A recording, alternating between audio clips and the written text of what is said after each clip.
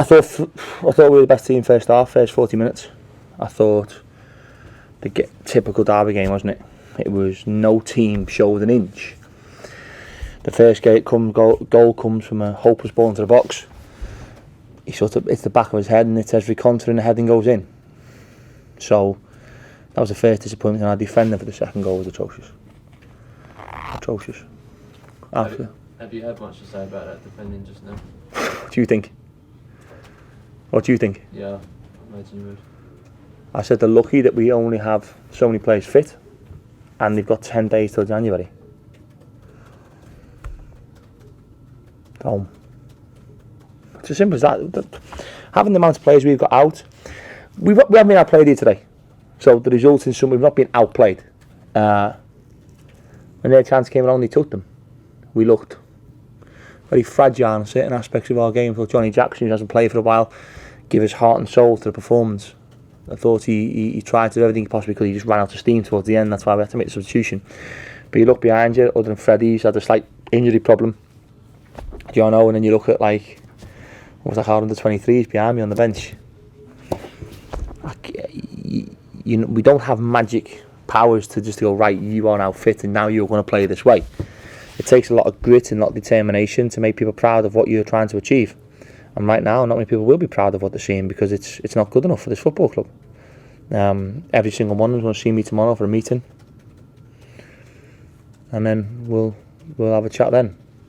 Well, what do you hope to achieve from those meetings, Carl? The truth. What I think. So, and by the way, some of it's good, some of it. But I think sometimes people need to understand what it takes to be this football club. And being honest, I think it's for so long that we just have to be better. Now, people can't accept that. I'm not the man for them to play for. All you ever ask as a player, and all you can ask in life, I tell my daughter, just be honest. And if people are honest with you, it mightn't be what you always want to hear. But once you get somebody tells you what the truth is, or what they think, and you don't go behind your back and say it, people are straight and honest and tell you to your face, you have to take it. And I said to the senior players in the dressing room just then, they've been right the way through their careers, and all they've asked is for the manager to be honest with them. So when you're honest with people, you have to take it. And tomorrow we're going to have a conversation with every single one of them. I'll write down that what they think has been wrong, what they think Richie Barker's obviously now in today, and I want to ask what they think is wrong, what they think needs to be improved, and what they think are their performances over the last 2 games. And that's something that we have to get right for obvious reasons, because you can't keep going on the way we are. Listen, I've not come in here and gone right injuries, but Declan Rudd, Pierce, Solly, 3 of my back 5 aren't here. That's not something that we just pluck from the sky. That's a fact. Our most efficient forward player, Addy's getting slogged. He looks knackered, the poor boy. You've got the likes of Ricky Holmes still injured, Lee Novak with his knee now.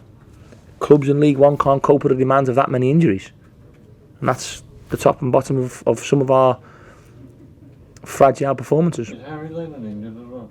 Yeah, he's been injured. He's trained the last 3 days, so hopefully he couldn't play in the game, the 23s on Monday, but another week's training behind him, and hopefully he should be back up and running.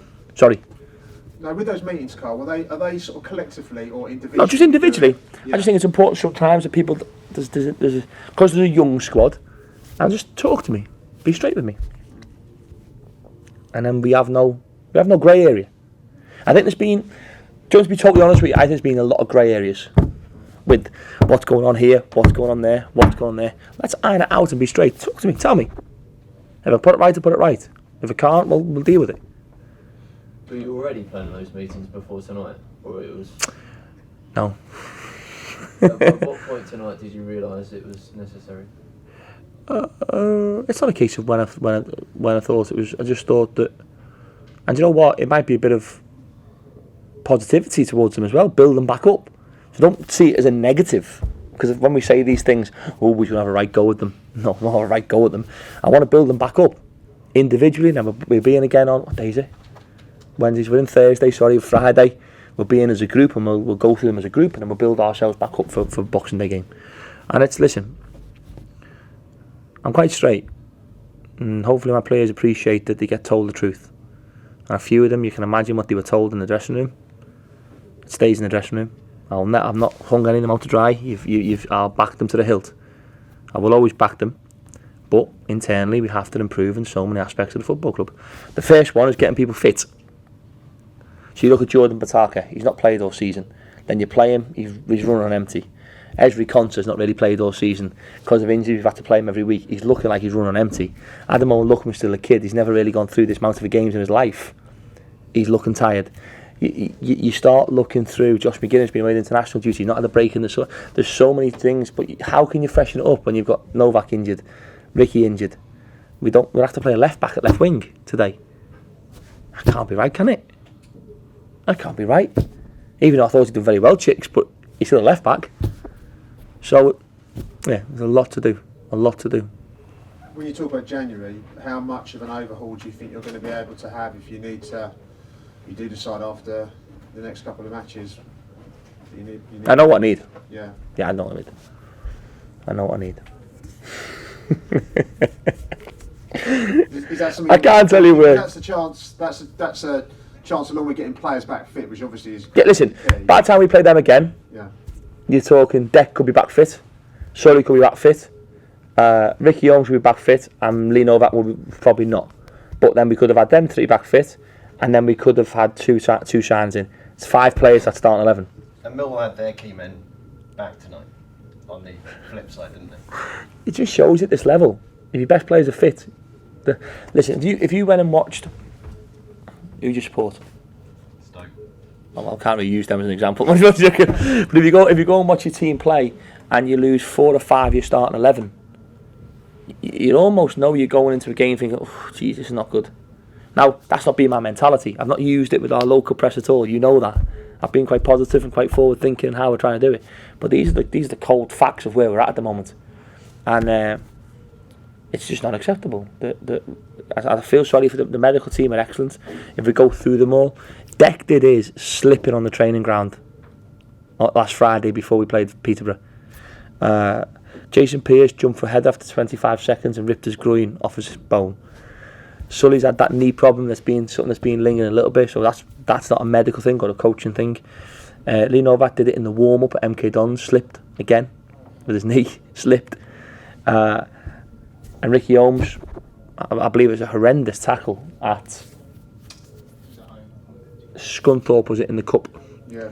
A horrendous tackle, I believe. So it's not like we have a medical problem. It's not like we had 5 hamstrings or 4 groins or 3 thighs or where we go, oh, hang on, this is not right. I'm really enjoying it. A bit weird, that, isn't it?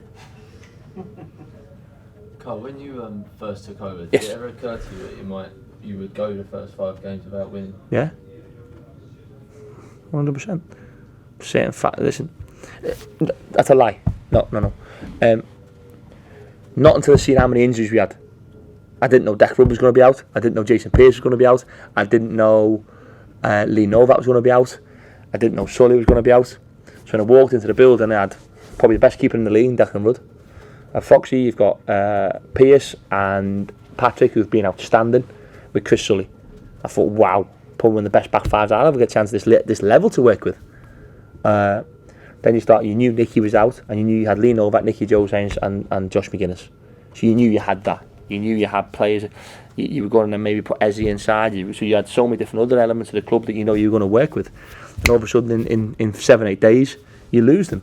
Now, what I do, I don't come out and moan before, but this is a factual thing that I think we have to be honest with afterwards. I feel sorry for them in some ways. Well, no, I don't. Not tonight. I will do tomorrow. Obviously, it's MK on Boxing Day. How do you feel about that? Is it come at a bad time with what you're having to try and do with your boys? No, listen, I think it is what I'm trying to do. I think you can see that there's certain elements in today's game. I thought we dominated possession. I thought we played in the 3 in there. We looked quite strong in there. Just difference is we only had one winger really fit. We don't have a number 10. I only had 2 midfield players fit before the game for 90 minutes. So you're sort of doing this before the game. I've put Addy off the striker, but then I'm going to have to. So if he plays the 10, who can play wide? We'll play the left back wide. I'll play the striker out wide. It's like it's round pegs in square holes in some ways. Listen, I think you know my mentality. I think a lot even so quickly, we can develop a rapport where you know me, you know what's inside me, you know what I'm thinking. I think that's important. I think it's important that you know me, because when you get to know how I work and how I want to work, you'll know this will eat me up inside far greater than what any other manager. In my view, you don't realise how this really gets to me, and you don't realise equally how hard I'm willing to work to put it right. I knew it was going to be a big challenge. I knew that. I didn't ever hide away from it. But it's a massive challenge when you only have so many players fit. But I've tried to stay positive through it. I've not tried to point the blame at anybody. I've tried to say this isn't good enough, that's not good enough. I've not blamed the last manager. I've not blamed the fitness of the team, which you hear all the time, don't you? I've not come in, I've not used any, and hopefully you respect that. They've not come in and blame the owner, blame the chief exec, blame the fitness, blame the manager, blame this, blame that. I'm saying it's me and the players, and we play for the fans. At the moment, there's certain aspects of that aren't good enough. If they can't take this, I think it's what it takes to play for a big club. Some of you have been at this football club right the way through, and probably what you will argue with me and say that when they were at the pinnacle, it takes a lot to play for Charlton Athletic.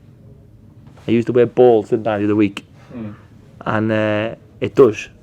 You know what it takes. And I think sometimes we don't cherish the fact that we work for the club, or play for the club.